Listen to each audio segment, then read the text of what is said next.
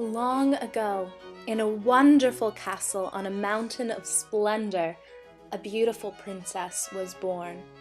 Her parents were the king and queen of the mountain and all the green valley below. The king and queen loved the little princess even before she was born. On the day she came into the world, the royal couple gave their daughter a very special gift from God, her first kiss. While the princess was growing up, the king and queen kept this precious gift safe in their care. When the princess was finally grown, the king and queen called her to their side. "We have something very special to give you," said the queen.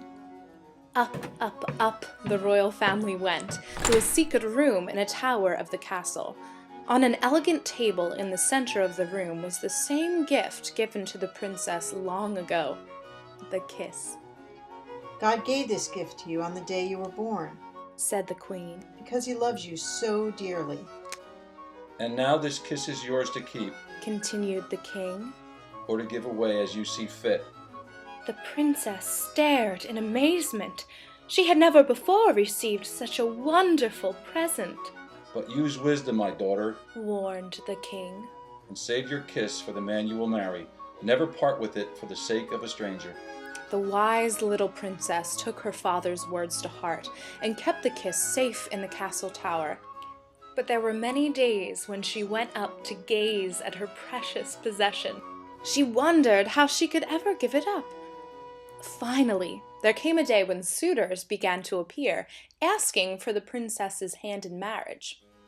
The first man who came to court her was Prince Peacock. See what great muscle I have, princess," he said. "I will always be able to save you from danger. I can run faster and jump higher than any other prince in the world. I am mighty. Marry me, for I am a man among men." The princess watched Prince Peacock lift heavy boulders and run the length of the castle wall. His strength was impressive, but the wise princess saw that his heart was full of himself. She knew there would be no room for her kiss there. So the princess sent Prince Peacock away.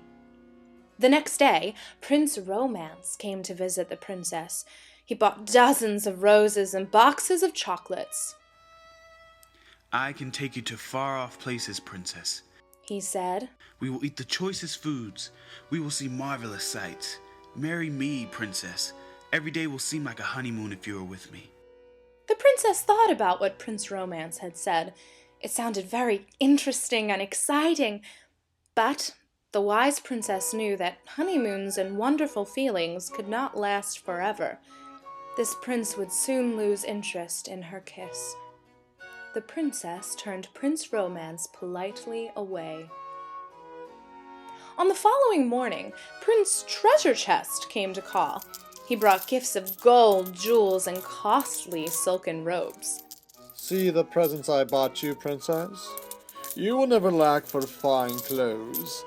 Marry me, princess, for I can give you the best of everything." Indeed, when the princess saw the beautiful things the prince had bought for her, she did not doubt that he would buy her anything her heart desired. "But with all these riches," she thought, "he does not need my kiss. My kiss will not be special to him." So the princess sent Prince Treasure Chest away too. Many men came, one by one, to ask for the princess's hand in marriage. One by one, she turned them all away. None seemed worthy of her kiss. She began to doubt that she would ever find a husband. One night, she spoke with her mother, the queen, about her fears. "Mama," the princess asked, "will I ever find a man so special that I will be able to give him my kiss?" The queen smiled, gazing at the many stars twinkling above in the velvet night. "Oh yes, my dear, I think God will bring a husband to you. But if he doesn't, the kiss will be yours to treasure forever." The princess took comfort in that thought, for she knew that God could be trusted, and she cherished the kiss with all that she was.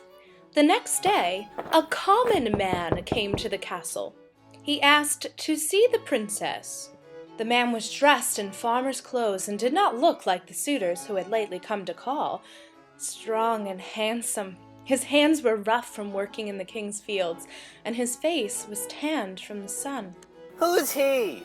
The servants wondered as he was led through the castle. The man was taken to the royal garden, where the princess and her parents were talking among the rose bushes. The farmer bowed humbly and addressed the king and queen. "May I speak with your daughter?" he asked. The princess's mother and father were surprised. Who was this man? He seemed common, yet kindness was in his manner. Nodding slowly, the king and queen moved aside and stood close by. The man looked into the princess's eyes. "I have worked in your father's fields for many years. I prayed and watched and waited for one who could be my wife, yet found no one. And one day I saw you walking on the palace lawn. Your beauty was marvelous, and your purity sparkled like diamonds." The princess blushed, and her heart began to beat wildly. "I have little to offer you, princess," the man said softly. "I have no gold. I have no means to travel the earth. I am not as strong as many." The farmer stopped, and the princess was afraid he would not continue. Then he whispered, "But I do have one very special gift I can give you. This is my first kiss, princess," said the man. "God gave me this gift the day I was born. My parents kept it for me until I became a man. I have saved it all my life for you. Would you be my wife?" The king, the queen, and the princess rejoiced and embraced the humble farmer. Was there any doubt that he was the one the princess had been waiting for? The princess thought her heart would burst with joy. Yes! She cried. Oh, yes! With all my heart. On the day of their wedding, the princess and her husband were dressed in magnificent clothes and stood before the altar in the royal church where all the lords and ladies of the kingdom had gathered for celebration. There, with the sun streaming through the windows, they exchanged their kisses, and God and all the kingdom sang for happiness. The prince and the princess lived happily ever after. Soon God gave them a child of their very own, and on the day of the precious baby's birth, the wise prince and princess received for their child a very special gift from God. Love comes from a pure heart and a good conscience and a sincere faith. 1 Timothy 1:5.